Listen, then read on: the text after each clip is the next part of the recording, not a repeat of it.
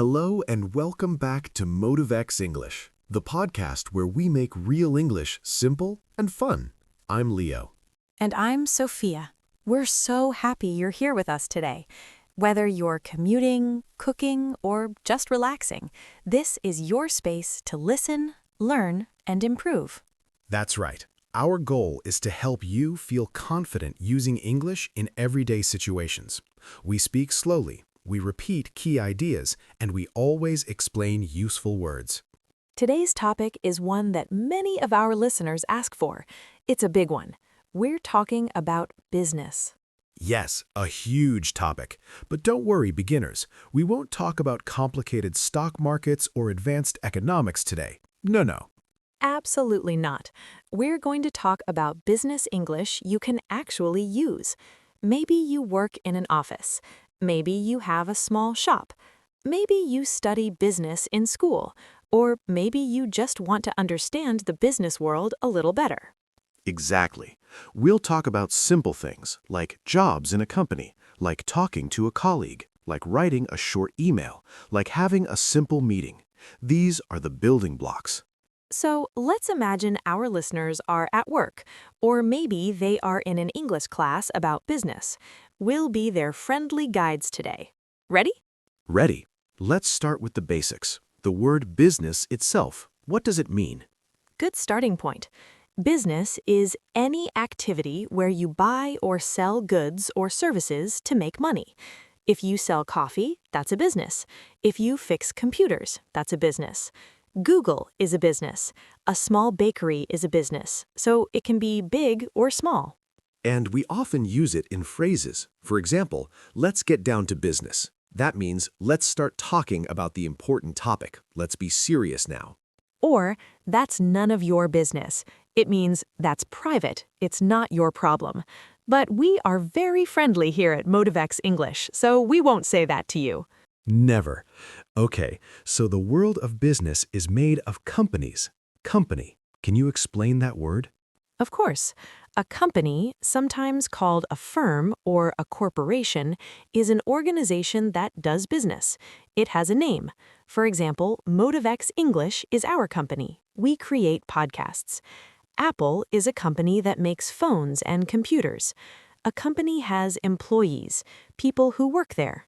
Employees, workers, staff. These are the people in the company, and they have different job titles. This is a very important part of business vocabulary, what people are called. Let's start at the top. The top person, the leader of a company, is often the CEO. That stands for Chief Executive Officer. They make the biggest decisions. Then maybe we have a president or a managing director. Under them, we have managers. A manager is a person who leads a team or a department. Right. For example, a sales manager leads the sales team. A marketing manager leads the marketing team. Department, that's a section or a part of a company. Big companies have many departments: sales, marketing, human resources, finance, IT. Human resources, or HR, is the department for the people. They hire new employees, they help with problems, they manage salaries. Finance is the department for money. They look after the budget, the payments, the costs. And IT is information technology, the computer and tech people. Very important. Then, below managers, we have the team members. These can be executives, like a sales executive, or assistants, like an administrative assistant. And don't forget the interns. An intern is usually a student or a new person who works for a short time to learn, to get experience. It's often a temporary job. So, listener, think about it. In your job, or in a company you know, what are the job titles? Can you say them in English? CEO, manager, assistant? It's good practice. Now, let's make it more real. Let's imagine a simple situation. You are a marketing manager. I am a new employee in your team. My name is David. I am a marketing assistant. It's my first day. Let's have a conversation. Okay. Hello, David. Welcome to the team. Please have a seat. Thank you, Ms. Oh, please, call me Sophia. Here we use first names. It's more informal. Okay, thank you, Sophia. I'm happy to be here. We're happy to have you. Let me tell you about your first tasks. This week, I want you to focus on learning about our products. You will also help me prepare a presentation for next Monday. A presentation. Okay, what is the presentation about? It's about our new project. I will send you an email with all the details and some files this afternoon. Please check your inbox. I will. Thank you. Also, we have a team meeting every Wednesday at 10 a.m. That's tomorrow. You will join us. It's a chance to meet the colleagues and hear about our weekly goals. I will be there. Where is the meeting room? It's just down the hall, room 205. Any other questions for now? No, I think that's all. Thank you for your time. You're welcome. My door is always open if you have a question. That's an idiom. It means I am always available to talk, to help you. Okay, listeners, that was a very simple, realistic first-day conversation. Did you hear some key phrases? Have a seat. Call me Sophia. Focus on learning. Prepare a presentation. Send you an email. Check your inbox. Team meeting. Meet the colleagues. Weekly goals. My door is always open. These are incredibly useful. Let's repeat a few.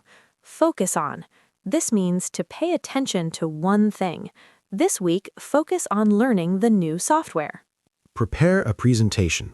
A presentation is when you show information to a group, often with slides on a screen. You prepare it, you give it. Check your inbox. Your inbox is the list of emails you have received, so check your email. And the idiom, my door is always open. It doesn't mean the physical door is always open. It means I am always available to talk, to help you. Okay, now another key part of business, communication. And a huge part of that is email. Writing professional emails can be scary for English learners, but it doesn't have to be. Let's break it down. Yes, a basic business email has parts. First, the subject line. This is a short title. It tells the person what the email is about. For example, meeting time change or question about the project report. Then, the greeting. How do you start? If you know the person's name, you write, Dear Sophia, or Hello, Leo. More formal, Dear Ms. Jones, or Dear Mr. Smith. If you don't know the name, you can write, Dear Hiring Manager, or To the Marketing Team. Next, the body. This is your message. Keep it clear and short. Start by saying why you are writing. For example, I am writing to ask about, or this email is to confirm our meeting, or please find attached the report. Attached means a file you connect to the email. Then you end politely. Write something like, Thank you for your time, or I look forward to your reply. I look forward to is a very common and polite phrase. Finally, the closing and your signature. You write best regards, or sincerely, or kind regards, then your name, and below your job title, your phone number maybe. Let's write a simple example together. Imagine you are David, the new assistant. You need to tell me, the manager, that you finished a task. Okay, subject line. Task completed. Product research. Good, clear subject. Greeting. Dear Sophia. Good. Body. I am writing to let you know that I have completed the product research you asked for. I have summarized the information in the attached document. Please let me know if you have any questions. Perfect. Clear, polite, tells me what you did and what you attached. Closing. Best regards, David. Excellent. That's a great, simple business email. Listeners, you can use this as a model. Now, in business, we also have meetings. Meetings can be long, but the language is often repeated. Let's do a short role play of the beginning of a team meeting. Okay, I am Sophia, the manager. You are David, and we also have another colleague, Maria. Let's start. Okay, team, let's get started. Thank you all for coming. First, let me introduce our new team member, David. David, this is Maria. She is our senior marketing executive. Hi, Maria. Nice to meet you. Nice to meet you too, David. Welcome. Great. Now let's go over the agenda. Agenda, that's the list of topics for the meeting. First item, the update on the website project. Maria, can you give us an update? Yes, the project is on schedule. We will finish the design by the end of this week. We are on budget, too. No problems. That's excellent news. David, for the next item, the social media plan, I'd like you to take notes. Take notes means write down the important points. Of course, I'll take notes. Good. Now about social media. So, listeners, meeting phrases. Let's get started. Thank you for coming. Go over the agenda. Give us an update. On schedule. On budget. Take notes. On schedule means not late, following the planned time. On budget means not spending too much money, following the planned cost. Managers love to hear these phrases. They really do. Now, after meetings or after a task, we often talk about progress. How is the work going? We need to describe this. Yes, you can say the project is going well, or we are making good progress. If there is a problem, you say, we are facing a challenge, or we have a small delay. And if you need help, you must ask for help. You can say to your manager, I need some clarification on this task. Clarification means a clearer explanation. Or, can you help me with this report? It's important to ask. No one knows everything. Asking good questions is a sign of a good employee. Let's talk about another big area, the phone. Business phone calls. They can be fast, but there are standard phrases. When you answer the phone in an office, you often say the company name and your name. Hello, Motivex English? This is Sophia speaking. If you are calling someone, you say, Hello, this is Leo from Motivex. May I speak to Ms. Garcia, please? May I speak to is polite. If the person is not available, you might hear, I'm sorry, she is in a meeting right now, or he is out of the office today. Then you can say, Can I leave a message? A message is a short piece of information for the person. Please tell her Leo called. Or, can you ask him to call me back? Or, can you have her return my call? And if you are the one taking a message, you write it down. You say, of course, let me take a message. Can you spell your name, please? Spell. Say the letters. B-E-N. Simple, polite, clear. That's the key for business phone calls. Now, we've talked about internal things inside the company, but business is also about external people, clients and customers. A client is usually a person or company that buys professional services. A lawyer has clients. A design company has clients. A customer is usually a person who buys a product in a shop, but sometimes we use them interchangeably. Talking to a client is often more formal. You use titles until they say, call me by my first name. You say things like, we appreciate your business.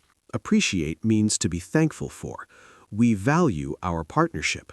And if there is a problem with a customer, you need to be polite and helpful. You say, I'm sorry to hear about this problem. Let me help you solve this. What can I do to make this right? That's good customer service language. Never say, it's not my fault. Always try to help. Let's do a short role play. You are a customer in a shop. I work in the shop. Excuse me, I bought this printer yesterday, but it doesn't work. Oh, I'm very sorry to hear that. Did you follow the setup instructions? Yes, I did, but the power button does nothing. I see. Let me help you solve this. Do you have your receipt? The receipt is the paper proof of your purchase. Yes, here it is. Thank you. We can do two things. We can replace it, give you a new printer, or if you prefer, we can refund your money. A refund is when we give your money back. I would like a replacement, please. Of course. Let me get a new one for you. Again, I apologize for the inconvenience. Apologize for the inconvenience is a very professional way to say sorry for the trouble. See? Polite, helpful, solving the problem. Keywords: receipt, replace, refund, apologize for the inconvenience. Now, another concept, deadlines. A deadline is the final day or time to finish something. The deadline for the report is Friday. Business runs on deadlines. So you need to talk about time. You say, I will finish this by 5 p.m. The meeting is at 3 p.m. We need this on Monday. I worked from 9 a.m. to 6 p.m. Prepositions are very important. And if you are going to miss a deadline, you must inform your manager early. Don't wait until the last minute. You say, Sophia, I need to talk about the deadline for the X project. I am behind schedule. I need 2 more days. Behind schedule means late. Being honest about problems early is much better than being silent and then missing the deadline. Let's talk a little bit about money. Simple money words. Salary, the money you earn every month or year from your job. My salary is good. Invoice, a list of goods or services sent to a customer asking for payment. A bill, a company sends an invoice. Expenses, money you spend for work, like for a business lunch or a train ticket. You often report your expenses to the company to get your money back. Budget, a plan for how much money you can spend. We have a small budget for the office party. And of course, profit. Profit is the money a business makes after paying all its costs. The goal of most businesses is to make a profit. Now, we've covered a lot of ground, but let's imagine one more common scene, the business lunch. It's not just eating, it's a social business event. Yes, the conversation might start with small talk. Small talk is polite conversation about unimportant things, like the weather, sports, news. How was your weekend? Did you see the football game? Then you slowly move to business. You might say, so, about the new contract. The key is to be relaxed, friendly, but professional. And when ordering food, be considerate. Don't order the most expensive thing on the menu unless your host suggests it. Good advice. Okay, listeners, we have given you a lot of words and phrases today. Let's do a quick review. Repeat after us. We'll say the phrase, then leave a space for you to repeat. Try it. Company, Manager, department, email, presentation, meeting, agenda, deadline, client, customer, invoice. budget. Great job! Remember, the key to learning is repetition. Listen to this episode again. Write down the words you like. Try to use them. You can also go to our website for the transcript of this episode. The transcript is the written text of everything we said. You can read and listen at the same time. It's a powerful way to learn. And we have simple exercises and vocabulary lists for this episode on the website too, all for free, to help you. Before we finish, we want to remind you business English is not just about words. It's about culture and politeness, saying please and thank you, being on time, listening carefully. These are universal and very important. Absolutely. Be polite, be clear, and don't be afraid to ask, can you please repeat that? Or, can you explain that in a simpler way? Most people will be happy to help. So, that's our business basics for beginners. We hope you feel more confident. Remember, MotiveX English is here for you every step of the way. Thank you so much for listening. If you liked this episode, please tell a friend. Share it with someone who is also learning. And write to us. What business topics do you want next? Interviews? Writing a CV? More advanced meetings? Tell us at hello@motivexenglish.com. We'd love to hear from you. Until next time, keep learning and keep smiling.